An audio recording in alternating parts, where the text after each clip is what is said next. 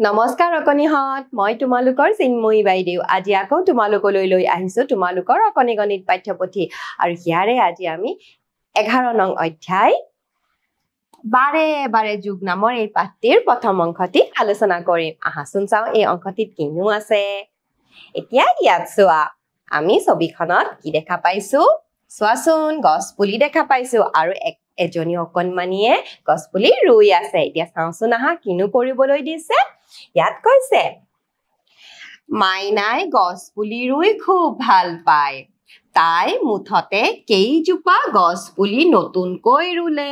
চোৱাচোন এতিয়া চোৱাচোন এইজনী হল মাইনা আৰু মাইনাই গছপুলি ৰুই খুব ভাল পায় আৰু তাই নতুনকৈ গছপুলি ৰুইছে এতিয়া কেনেকৈনো গছপুলি ৰুইছে চাওচোন আহা ইয়াত কৈছে মাইনাই এটাকৈ গছপুলি তিনি ঠাইত ৰুইছে এতিয়া চোৱাচোন মাইনাই তিনি ঠাইত এটাকৈ গছপুলি ৰুইছে এয়া চোৱাচোন তিনি ঠাইত এনেকৈ গছপুলি ৰুইছে এতিয়া চোৱা 1 যোগ 1 যোগ 1 এয়া চোৱা আৰু কিমান পাইছে 3 পাইছে তাৰ মানে চোৱাচোন মাইনাই এয়া চোৱা এজোপা হেয়ে ইয়াত 1 লিখিছে আৰু এজোপা এয়া আৰু এটা লিখিছে আৰু তাৰ পিছত আৰু এজোপা ৰুইছে চোৱাচোন তাৰ মানে 3 বাৰ 1 যোগ কৰিছে এয়া চোৱা 3 বাৰ 1 যোগ কৰি কিমান পাইছে 3 পাইছে মুঠতে তাই কেইটা গছপুলি ৰুলে 3টা গছপুলি ৰুলে দেখিছানে 1 3 বাৰ যোগ কৰিলে 3 হ'ব এতিয়া 1 কেইবাৰ যোগ কৰিলে চোৱাচোন এয়া 3 বাৰ যোগ কৰিলে এবাৰ দুবাৰ 3 বাৰ আৰু কিমান পালে 3 বাৰ যোগ কৰি 3 পালে মাইনাই মুঠতে 3 জোপা গছপুলি ৰুলে 1 1 1 কৈ কিমান ৰুলে 3 জোপা গছপুলি ৰুলে ইয়াৰ পিছত চাওচোন আহা ইয়াত কৈছে ডাক্তৰ খুৰাই কৈছে যে কল খালে গাত বল পায় তোমালোকে কল খোৱানে কল কিন্তু খাব লাগে কাৰণ গাত বল পায় নহয়নে এতিয়া কৈছে সেই কাৰণে হেমেন ডেভিড আৰু নাজমাই সদায় দুটাকৈ কল খায় কেইটাকৈ কল খায় দুটাকৈ এয়া চোৱাচোন দুটা দুটা দুটা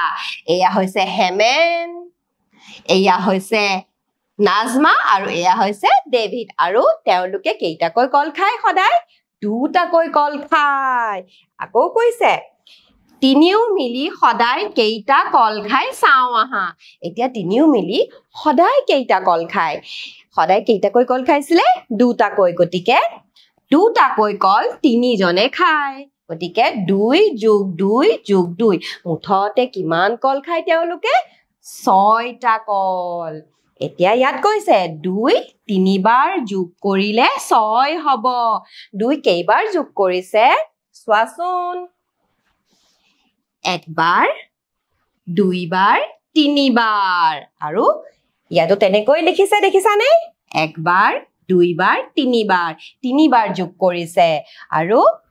তিনিও মিলি মুঠ 6টা কল খায় কেইটা কল খায় মুঠতে 6টা কল দেখিছানে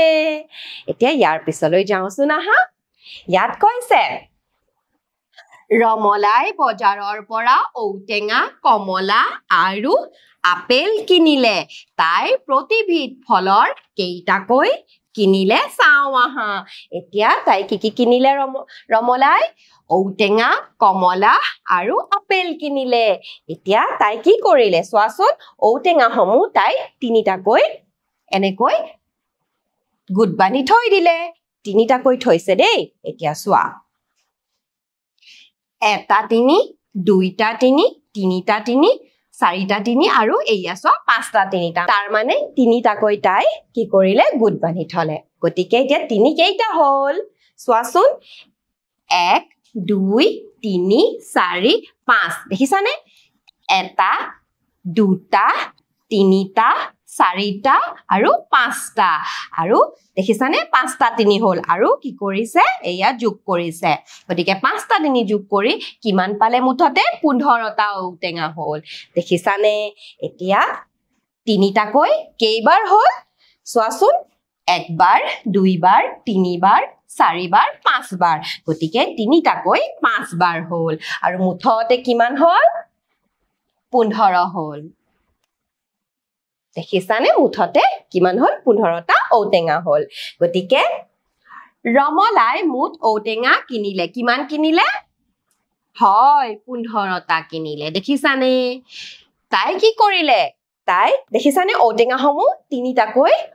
5টা গোটত ভগাই থৈ দিলে তাৰ পিছত তাই কি কৰিলে 3 কৈ ঔটেঙা সমূহ যোগ কৰিলে আৰু শেষত মুঠতে কেইটা ঔটেঙা আছে